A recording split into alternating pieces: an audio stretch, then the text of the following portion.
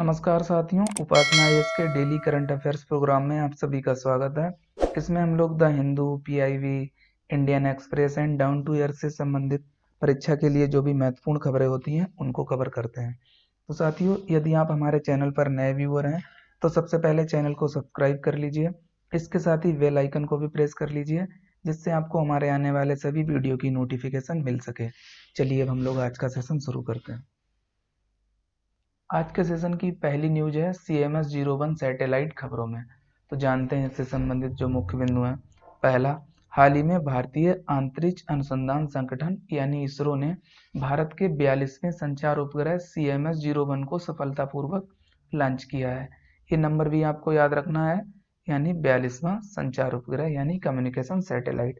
ये जो CMS है ये एक्सटेंड ही करता है कम्युनिकेशन सैटेलाइट के लिए, यानी संचार उपग्रह। तो ये आपको याद रखना है। दूसरा, इसका वजन 1425 किलोग्राम है तथा इसे PSLV C50 द्वारा लॉन्च किया गया है। ये भी आपको याद रखना है, ये लॉन्चिंग व्हीकल है और ये वजन भी। तीसरा, ये उपग्रह विस्तारित सी बैंड के लिए अपनी सेवाएं प्रदान करेगा तथा इसके कवरेज क्षेत्र में अंडमान निकोबार और लक्षद्वीप समेत संपूर्ण भारत शामिल होगा। चौथा जो अंतिम बिंदु है, ये उपग्रह जीसैट तथा इनसैट श्रृंखला के बाद भारत के संचार उपग्रहों की एक नई श्रृंखला यानी CMS कम्युनिकेशन सैटेलाइट का पहला उपग्रह होगा। ये नया उपग्रह अंतरिक्ष में GSAT-12 का स्थान लेगा। ये भी आपको याद रखना है, जिसे 2011-12 के टाइम में लॉन्च किया गया था। तो CMS-01 सैटेलाइट से संबंधित इतना ही। अब हम लोग अगली न्यूज पर आते हैं। अगली न्यूज है योगासन खबरों में। तो जानते हैं ये न्यूज में क्यों है। हाल ही में युवा कार्यक्रम एवं खेल मंत्रालय ने योगासन को प्रतिस्पर्धी खेल के रूप में औपचारिक तौर पर मान्यता दे दी है, जिसको लेकर ये न्यूज में था। अब इससे संबंधित जो मुख्य बिंदु हैं उनको जानते हैं। पहला, अब इसे सरकारी सहायता मिल सकेगी। दूसरा, इसके खेल बनने से इसमें नई तकनीकें और नई रणनीतियां शामिल की जा सकेंगी, जिससे खिलाड़ियों और अधिकारियों को इस क्षेत्र में कैरियर बनाने का बेहतर अवसर मिलेगा। तीसरा जो अंतिम बिंदु है, योगा आसन को खेल के रूप में मान्यता मिलने से इसमें प्रतिस्पर्धा पैदा होगी, जिससे दुनिया भर के लोगों में योग के प्रति रुचि बढ़ेगी। तो ये योगासन से संबंधित मुख्य बिंदु थे, आपको ध्यान रखने हैं। अब हम लोग अगली खबर पर आते हैं। अगली खबर है संसद के सत्र खबरों में, यानी पार्लियामेंट सेशंस हैं वो न्यूज में क्यों है। तो जानते हैं खबरों में क्यों है।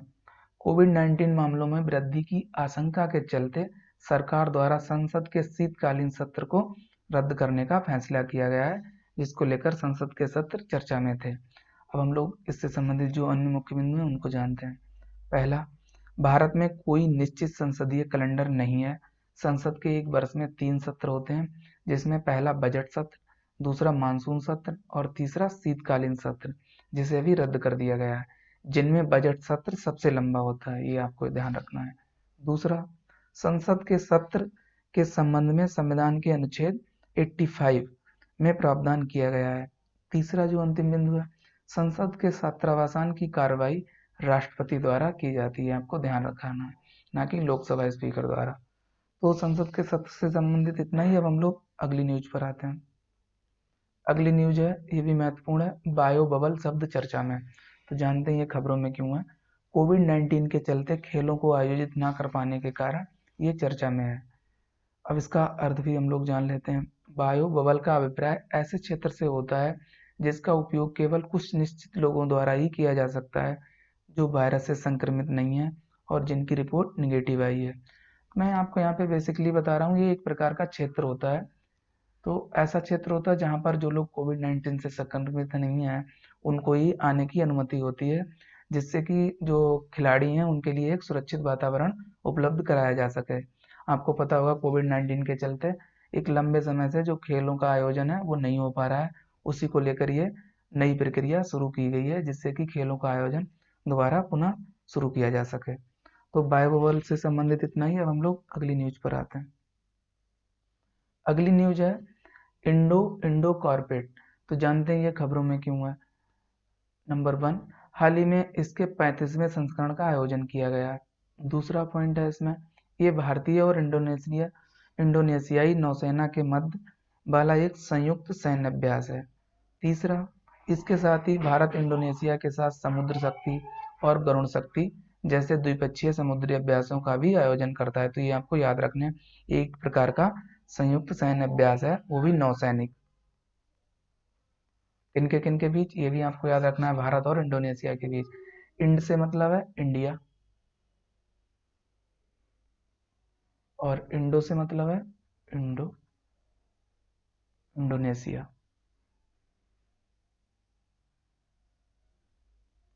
ये आपको ध्यान रखना है। तो ये बाकी भी आपको दो जो संयुक्त सैन्य अभ्यास हैं, समुद्र शक्ति और गरुण शक्ति, ये भी याद रखने हैं। तो अब हम लोग इन खबरों से संबंधित जो सवाल बन रहे हैं उनको भी देख लेते हैं। पहला सवाल है, CMS-01 सैटेलाइट के बारे में निम्नलिखित कथनों पर विचार कीजिए। पहला कथन, इसका वजन 3500 किलोग्राम है। दूसरा, हाल ही में इसे इसरो द्वारा लॉन्च किया गया। अब आपको उपर्युक्त में से कौन सा से कथन सत्य है या है बताना है। पहला, केवल एक। दूसरा, बी ऑप्शन यानी केवल दो। और सी, एक और दो दोनों। डी, ना तो एक और ना तो दो। तो इसका सही जवाब है बी ऑप्शन। तो बी ऑप्शन सही होगा, ये वाला गलत है। अभी हम लोगों ने देखा था इस सैटेलाइट का वजन 1425 किलोग्राम है, ना कि 3500 किलोग्राम। इस प्रकार पहला वाला कथन गलत हो जाता है। अगला सवाल, सवाल नंबर 2। हाल ही में बायो बबल शब्द समाचारों में था, इसका संबंध है। ए ऑप्शन खेल जगत से, बी आंतरिक क्षेत्र से, और ये सी एक प्रकार की मिसाइल, और डी इनमें से कोई नहीं। तो इसका सही जवाब है ए ऑप्शन यानी खेल जगत से। अभी हम लोगों ने देखा था ये एक प्रकार का क्षेत्र होता है जिसमें उन लोगों को जाने की अनुमति होती है जो लोग कोविड-19 से संक्रमित नहीं है। तो आज के सेशन में इतना ही, कम ही खबरें थी साथियों। हम लोग नेक्स्ट सेशन में मिलेंगे कुछ नई खबरों के साथ। तब तक के लिए आप सभी लोग अपना ध्यान रखिए। साथ ही उपासना IAS के चैनल को लाइक, शेयर और सब्सक्राइब करना ना भूलिए। Thank you, best of luck.